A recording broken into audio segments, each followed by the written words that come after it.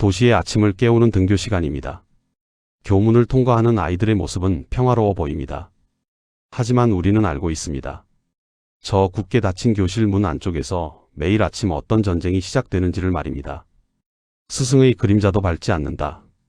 대한민국에서 이 말은 이제 박물관의 유물보다도 더 현실 감각 없는 헛소리가 되었습니다. 2025년 우리가 마주한 교실의 진짜 얼굴은 신성한 배움의 전당이 아닙니다. 그곳은 질서가 무너지고 권위가 조롱당하며 오직 힘의 논리만이 지배하는 무법지대, 차라리 전장에 가깝습니다. 오늘 우리는 그동안 애써 외면해왔던 혹은 너무 익숙해져서 문제라고 느끼지 못했던 교실의 참담한 민낯을 아주 깊숙이 들여다보려 합니다. 수업종이 울렸지만 교실의 공기는 달라지지 않습니다. 과거 상상조차 할 수 없었던 일들이 이제는 소름 끼치도록 건조한 일상이 되었습니다. 선생님이 교단에 서서 목이 터져라 수업을 해도 교실의 절반은 책상에 엎드려 꿈쩍도 하지 않습니다. 보란듯이 이어폰을 꽂고 영상을 보거나 335 모여 게임에 열중하며 괴성을 지릅니다.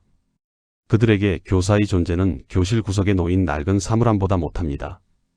칠판을 향해 돌아선 선생님의 등 뒤로 분필과 지우개 조각이 날아듭니다. 누가 던졌는지 돌아보면 돌아오는 것은 반성이나 사과가 아닙니다. 수십 개의 눈동자가 보내는 날선 비웃음, 그리고 노골적인 적대감뿐입니다.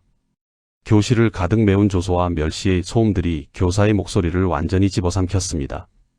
이곳에서 교사는 더 이상 교육자가 아닙니다. 그저 학생들이 스트레스를 푸는 감정 쓰레기통이자 조롱의 사냥감으로 전락했습니다. 교사들을 가장 깊은 절망으로 몰아넣는 것은 바로 스마트폰이라는 무기입니다. 교사가 조금이라도 언성을 높이거나 훈육하려 들면 학생들은 약속이나 한 듯 스마트폰을 꺼내 들고 카메라 렌즈를 들이댑니다. 지금 화내는 거냐며 아동학대로 신고하고 인터넷에 올려버리겠다고 협박합니다. 교사의 일거수일투족은 감시당하고 맥락이 제거된 채 악의적으로 편집된 영상들은 순식간에 교사를 폭력교사로 낙인 찍습니다. 훈육을 위한 정당한 지시조차 기분 나쁨이라는 죄목으로 단죄받는 곳. 이것이 2025년 교실의 현주소입니다. 그리고 마침내 우리는 마주하고 싶지 않았던 최악의 현실과 맞닥뜨립니다. 언어폭력과 조롱을 넘어 제자가 스승의 몸에 손을 대는 패륜의 순간입니다. 더 이상 이것은 뉴스 속 특별한 사건이 아닙니다. 키가 선생님보다 머리 하나는 더 큰 남학생이 훈계하는 여교사를 힘으로 밀치고 벽으로 몰아붙입니다. 분을 이기지 못한 초등학생이 담임 교사의 머리채를 잡고 흔들거나 뺨을 때리는 일이 버젓이 일어납니다. 맞은 선생님은 몸에 새겨진 상처보다 가슴에 박힌 배신감과 치욕스러움에 무너져 내립니다. 하지만 가해 학생은 너무나 당당합니다. 자신은 어차피 촉법소년이라 처벌받지 않는다는 사실을 무기 삼아 오히려 교사를 조롱합니다. 그들의 눈빛에 죄책감은 없습니다. 오직 자신이 교사를 이겼다는 비틀린 승리감만이 존재할 뿐입니다. 교단은 이제 교육의 공간이 아닌 생존을 위협받는 공포의 공간이 되었습니다. 눈앞에서 제자가 난동을 부리고 힘없는 친구들을 괴롭히고 교실 집기를 때려 부숴도 선생님은 그저 입술을 깨물며 무기력하게 지켜볼 수밖에 없습니다. 왜일까요? 막을 힘이 없어서가 아닙니다. 그들을 막는 순간 시작될 지옥을 알기 때문입니다. 큰 소리로 꾸짖으면 정서적 학대로, 흥분해서 날뛰는 아이의 팔을 잡아 제지하면 신체적 학대로 신고당합니다. 교육자로서의 양심과 사명감은 악성 민원 폭탄과 아동학대 고소고발이라는 실질적이고 구체적인 공포 앞에 처참히 무릎 꿇었습니다. 결국 살아남기 위해 대한민국의 교사들은 선택을 강요받았습니다. 아이들의 잘못을 보고도 못 본 척, 비명소리를 들으면서도 못 들은 척, 교실 속의 투명 인간이 되기로 말입니다. 그것이 이 야만의 공간에서 유일한 생존 방식이 되었기 때문입니다. 이것이 2025년 대한민국 교육의 적나라한 현주소입니다. 가르칠 권리는 박탈당했고 그로 인해 대다수 선량한 학생들의 배울 권리마저 처참히 짓밟혔습니다. 학교는 교육기관으로서의 기능을 완전히 상실한 채 서로가 서로를 감시하고 증오하는 거대한 수용소로 변질되어 가고 있습니다. 도대체 어디서부터 잘못된 것일까요?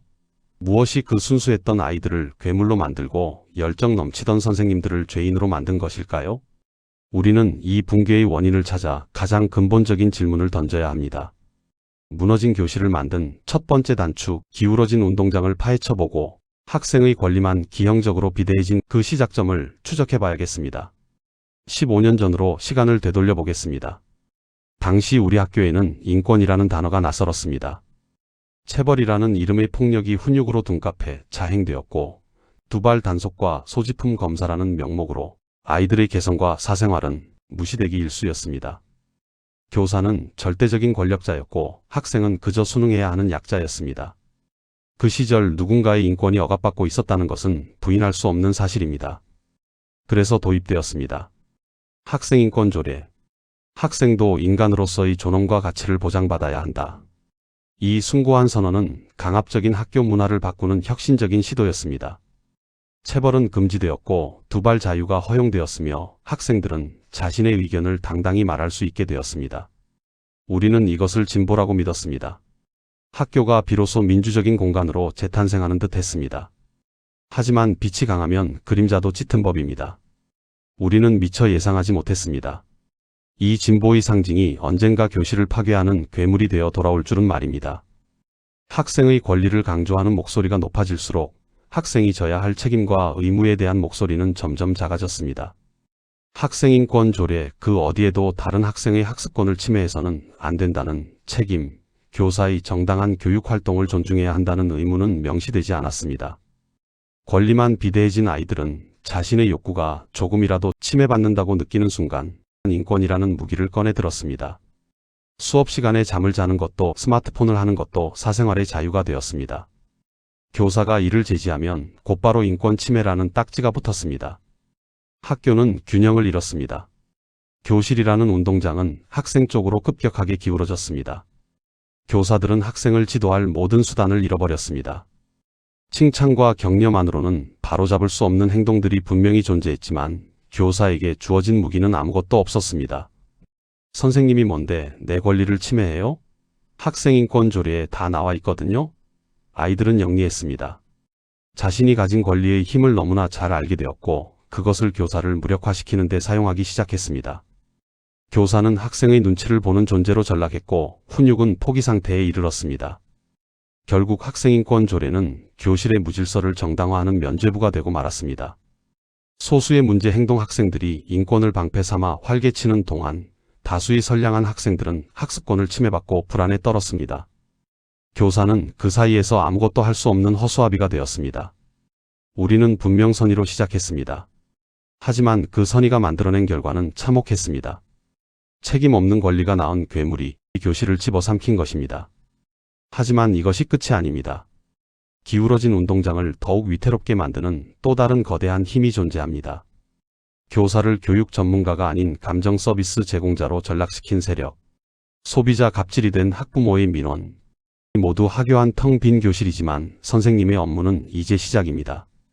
책상 위에 놓인 개인 휴대전화가 쉬지 않고 울려대기 때문입니다.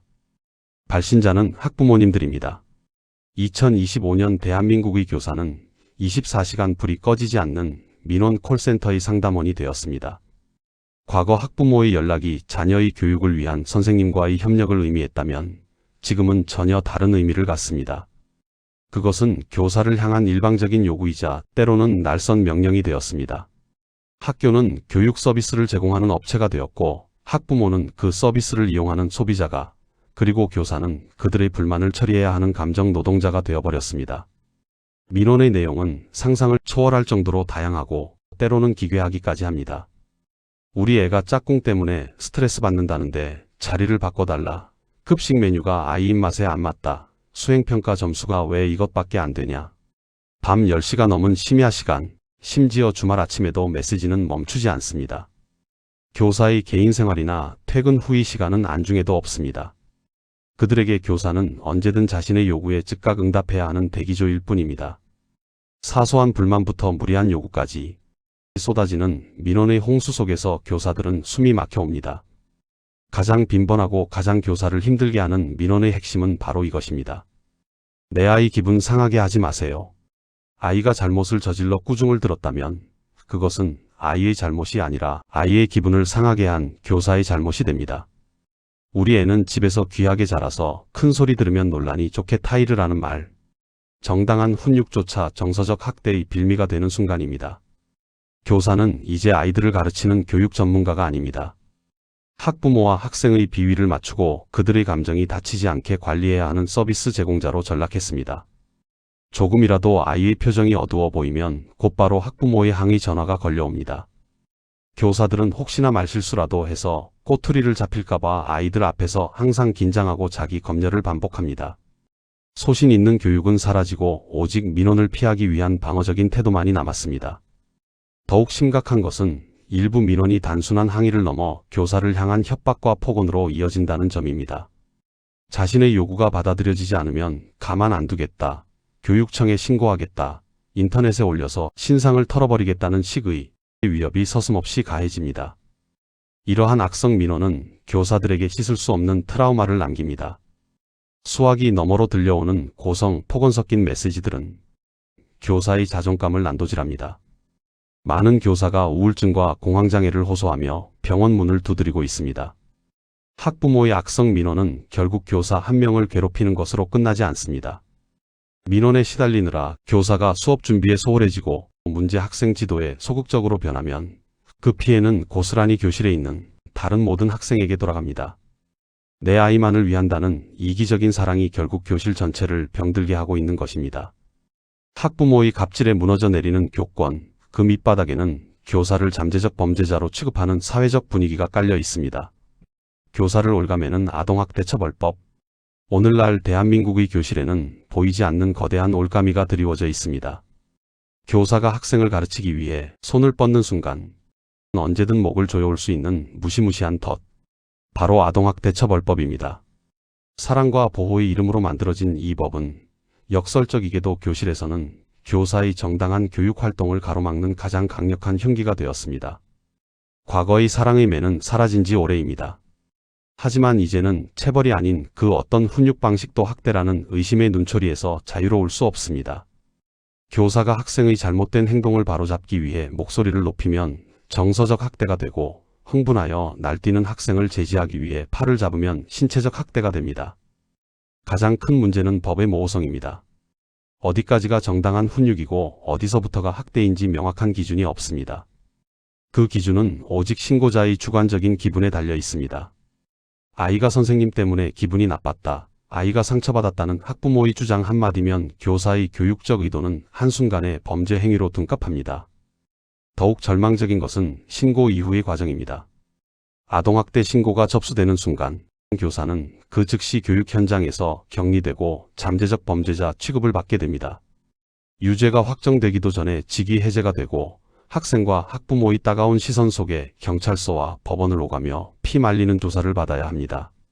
설령 긴 법정 싸움 끝에 무혐의나 무죄 판결을 받는다 해도 이미 만신창이가 된 교사의 명예와 찢겨나간 자존심은 그 누구도 보상해주지 않습니다. 신고를 남발한 학부모에게는 어떤 책임도 묻지 않기 때문입니다. 결국 교사들은 깨달았습니다. 학생을 가르치기 위해 열정을 쏟는 것보다 신고를 당하지 않기 위해 몸을 사리는 것이 더 중요하다는 것을 말입니다. 아동학대처벌법이라는 강력한 족쇄가 교사들의 손발을 묶고 입을 막아버린 것입니다. 교사가 교육할 권리를 잃는 순간 교실의 질서는 무너집니다. 훈육이 사라진 교실은 힘센 학생이 약한 학생을 괴롭히는 약육강식의 정글이 되었습니다. 선생님의 지도가 절실한 문제행동 학생들은 방치되고 선량한 다수의 학생들은 학습권을 침해받으며 공포에 떨어야 합니다.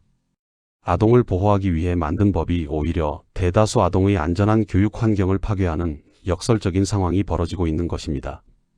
우리는 물어야 합니다.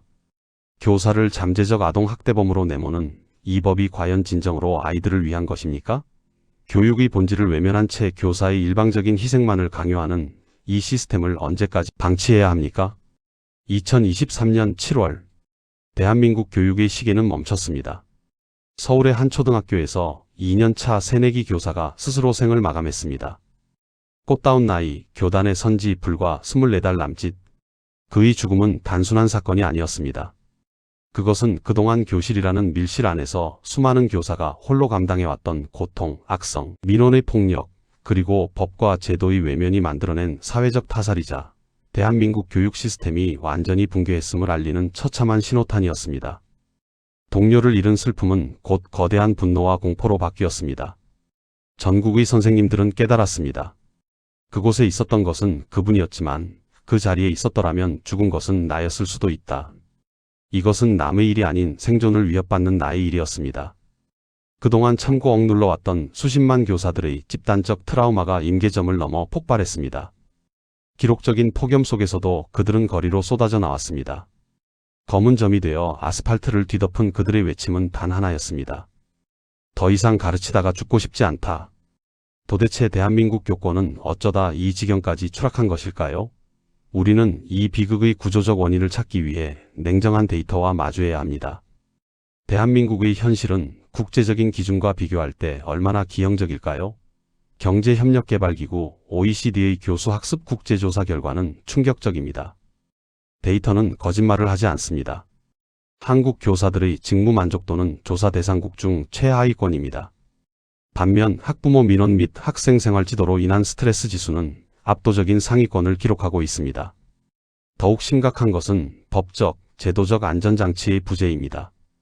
미국, 영국, 독일 등 교육 선진국들은 학생의 문제 행동에 대해 교사가 즉각적으로 취할 수 있는 단계별 징계 절차가 법으로 명확히 보장되어 있습니다. 심각한 교권 침해는 학교 전담 경찰관이 개입하여 형사사건으로 처리합니다. 하지만 대한민국은 다릅니다. 우리는 UN 아동권리협약을 비준했지만 그 해석은 기형적이었습니다. 협약은 아동의 보호받을 권리와 함께 타인의 권리를 존중하고 규범을 지켜야 할 책임을 동시에 강조합니다. 그러나 우리의 교육 현장은 오직 보호에만 매몰되었습니다. 학생의 책임과 의무를 가르칠 수단은 모조리 제거한 채 모든 책임을 교사 개인의 역량과 희생으로 떠넘겼습니다. 해외의 교사들이 법이라는 방패 뒤에서 교육활동에 전념할 때 대한민국의 교사들은 맨몸으로 악성 민원과 아동학대 신고라는 화살을 받아내야 했습니다. 서이초교의 비극은 이 기형적인 구조가 만들어낸 예견된 참사였습니다. 거리로 나온 선생님들의 절규는 단순한 추모가 아니었습니다. 그것은 야만의 교실에서 살아남기 위한 처절한 생존 투쟁이자 무너진 공교육을 다시 세우라는 국민을 향한 호소였습니다. 하지만 이 절박한 외침에도 불구하고 현장이 바뀌지 않는다면 어떤 일이 벌어질까요? 이미 그 징후는 시작되었습니다. 대한민국 교육의 미래를 암울하게 만드는 대탈출이 시작된 것입니다. 교단을 떠나는 선생님들. 탈출은 지능순이다. 한때 대한민국에서 가장 안정적이고 선망받던 직업, 교사의 세계에서 자조적으로 퍼지고 있는 말입니다. 꿈을 안고 교단에 섰던 젊은 선생님들이 학교를 떠나고 있습니다. 아이들의 초롱초롱한 눈망울을 보며 가슴 벅차했던 그 열정은 교실의 냉혹한 현실 앞에서 차갑게 식어버렸습니다. 통계는 이 암울한 현실을 증명합니다. 최근 5년 사이 교직에 발을 들인 지 5년이 채 안 된 저경력 교사의 중도 퇴직률은 가파르게 증가하고 있습니다. 그들은 왜 어렵게 들어온 교직을 스스로 포기하는 것일까요? 그들이 떠나는 이유는 단 하나, 더 이상 버틸 수 없어서입니다. 수업 방해, 욕설, 심지어 폭력까지 난무하는 교실에서 교사는 무력감을 느낍니다. 학생을 지도할 권한은 없고 모든 책임은 교사 혼자 져야 하는 구조. 여기에 밤낮 없이 쏟아지는 악성 민원은 마지막 남은 자존감마저 무너뜨립니다. 선생님, 저희 애는 특별하게 대해주세요. 선생님 때문에 우리 애가 상처받았잖아요. 학부모의 끝없는 요구와 감정 노동에 시달리다 보면 내가 아이들을 가르치는 교사인지 아니면 감정 쓰레기통인지 헷갈리게 됩니다. 매일 아침 학교로 향하는 발걸음이 도살장으로 끌려가는 소처럼 무겁게 느껴집니다. 더욱 심각한 것은 미래의 선생님이 될 예비교사들의 이탈입니다. 교대와 사범대의 자퇴율은 역대 최고치를 기록하고 있습니다. 한때 스승을 꿈꾸며 치열한 경쟁을 뚫고 입학했던 그들이 이제는 임용고시를 포기하고 다른 길을 찾아 떠납니다. 선배 교사들의 비극적인 소식과 무너진 교실의 현실을 목격하며 그들은 교사라는 직업에 대한 희망을 잃어버렸습니다. 굳이 내 인생을 걸면서까지 이 길을 가야 할까? 그들의 질문에 우리 사회는 아무런 대답도 해주지 못하고 있습니다. 교사들이 떠난 자리는 공백으로 남습니다. 기간제 교사조차 구하기 힘든 학교가 늘어나고 담임 기피 현상은 날로 심해집니다. 열정 넘치는 젊은 교사들이 사라진 교실에서 그 피해는 고스란히 아이들에게 돌아갑니다. 교육의 질은 저하되고 학교는 활력을 잃어갑니다. 교사들의 빈자리를 메우기 위해 남은 교사들의 업무 부담은 더욱 가중되고 이는 또 다른 이탈을 부추기는 악순환으로 이어집니다. 대한민국 교육의 미래를 짊어질 인재들이 교단을 외면하는 현실. 이것은 단순한 인력 유출이 아닙니다. 대한민국 공교육의 붕괴를 알리는 가장 확실하고도 비극적인 징후입니다. 떠나는 선생님들의 뒷모습을 보며 우리는 깊이 반성해야 합니다. 무엇이 그들의 꿈을 짓밟고 교단을 지옥으로 만들었는지 말입니다. 교권이 무너지면 누가 가장 큰 피해를 볼까요? 많은 사람이 교사를 걱정하지만 사실 가장 큰 피해자는 교실에 앉아있는 다수의 선량한 학생들입니다. 선생님이 힘을 잃은 교실은 자유로운 공간이 아닙니다. 목소리 크고 힘센 소수가 지배하는 무질서의 공간일 뿐입니다. 수업 시간 몇몇 학생이 떠들고 돌아다니며 분위기를 흐려도 선생님은 그들을 강력하게 제지할 수 없습니다. 훈육이 학대로 몰리는 세상에서 선생님은 소극적이 될 수밖에 없기 때문입니다. 그 사이 열심히 공부하고 싶었던 아이들, 선생님의 말씀을 귀담아 듣고 싶었던 아이들은 소음 속에 방치됩니다. 수업의 맥은 끊기고 소중한 배움의 시간은 허무하게 흘러갑니다. 쉬는 시간은 더 위험합니다. 학교 폭력이 발생해도 선생님이 적극적으로 개입하기 어렵습니다. 가해 학생을 엄하게 꾸짖거나 분리 조치하려다가는 오히려 민원 폭탄을 맞을 수 있습니다. 결국 선생님은 방관자가 되고 힘없는 학생들은 보호받지 못한 채 불안에 떨게 됩니다. 학교가 가장 안전해야 할 곳에서 가장 위험한 곳으로 변해버린 것입니다. 우리는 잊지 말아야 합니다. 교권 보호는 선생님만을 위한 것이 아닙니다. 그것은 아이들의 학습권을 지키고 안전하게 학교에 다닐 권리를 지키는 가장 기본적인 울타리입니다. 선생님이 당당해야 아이들이 행복할 수 있습니다. 무너진 울타리 안에서 떨고 있는 아이들을 위해서라도 우리는 다시 선생님의 권위를 세워야 합니다. 2023년 가을 서이초교 사건의 여파로 국회는 이른바 교권보호사법을 통과시켰습니다. 교원의 지위 향상 및 교육활동 보호를 위한 특별법 등 관련 법안들이 개정되면서 우리는 희망을 가졌습니다. 이제는 선생님들이 마음 편히 가르칠 수 있는 세상이 올 것이라고 말입니다. 하지만 1년이 지난 지금 현장은 과연 얼마나 달라졌을까요? 안타깝게도 선생님들의 대답은 아니오입니다. 법은 바뀌었지만 현실은 여전히 제자리 걸음입니다. 악성 민원을 막기 위해 학교마다 민원 대응팀을 꾸리고 녹음 전화기를 설치했지만 학부모들은 개인 핸드폰으로 연락하거나 학교로 직접 찾아와 으름장을 놓습니다. 법이 정한 절차는 까다롭고 실제 도움을 받기까지는 너무나 오랜 시간이 걸립니다. 아동학대 면책 조항이 신설되었지만 여전히 선생님들은 고소고발의 두려움에서 벗어나지 못했습니다. 정당한 생활지도였다는 것을 증명해야 하는 책임은 온전히 선생님의 몫이기 때문입니다. 교육청의 법률 지원은 턱없이 부족하고 선생님들은 여전히 사비로 변호사를 선임하며 외로운 싸움을 이어가고 있습니다. 법이라는 껍데기는 만들어졌지만 그 안을 채워야 할 인력과 예산, 그리고 무엇보다 사회적 인식은 변하지 않았습니다. 법이 만능은 아닙니다. 법조항 몇 개를 고친다고 해서 하루아침에 무너진 신뢰가 회복되지는 않습니다. 우리에게 필요한 것은 보여주기식 입법이 아니라 선생님들이 피부로 느낄 수 있는 실질적인 변화와 지원입니다. 미국, 영국, 독일 등 교육 선진국들의 교실 풍경은 우리와 사뭇 다릅니다. 그곳에도 학생의 인권은 중요하지만 그에 못지않게 학생의 책임과 의무 또한 엄격하게 강조됩니다. 자유에는 반드시 책임이 따른다는 원칙이 교실에서도 통용되는 것입니다. 미국의 경우 수업을 방해하거나 교사에게 폭언을 하는 학생은 즉시 교실에서 분리됩니다. 교장실로 보내지거나 상담실에서 반성할 시간을 갖습니다. 정도가 심하면 정학이나 퇴학 조치까지 내려집니다. 학부모 역시 학교의 징계 결정에 순응하며 자녀의 잘못을 감싸기보다는 가정에서 훈육하는 것을 당연하게 여깁니다. 영국은 교사의 생활지도 권한을 법적으로 강력하게 보장합니다. 교사는 학생의 소지품을 검사할 수 있고 필요한 경우 물리적인 제지까지 가능합니다. 악성 민원을 제기하는 학부모는 학교 출입이 금지되거나 벌금을 물 수도 있습니다. 교권 침해를 공교육에 대한 심각한 도전으로 간주하고 엄정하게 대처하는 것입니다. 이들 나라의 공통점은 균형입니다. 학생의 권리를 존중하되 타인의 권리를 침해하는 행동에는 단호하게 책임을 묻습니다.